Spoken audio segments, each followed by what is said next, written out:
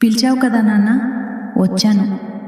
నీ కన్నీళ్లను చూసి ఈ అమ్మ ఎలా ఊరుకుంటుంది? ఈ వీడియో నీ ముందుకు వచ్చిందంటే అది యాదృచ్ఛికం కాదు. నీ బాధకు సమాధానం చెప్పడానికే నేను వచ్చాను. ఎన్నాళ్ళు ఒంటరిగా పోరాడతావు? ఎన్నాళ్ళు లోపల ఏడుస్తూ బయట నవ్వుతూ తిరుగుతావు? నీ అవమానాలు, నీ కష్టాలు అన్నీ నా కళ్ళ ముందే ఉన్నాయి.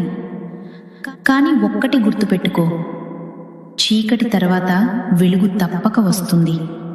సింహం వెనక్కి తగ్గితే అది ఓటమి కాదు, వేట మొదలయ్యే సంకేతం.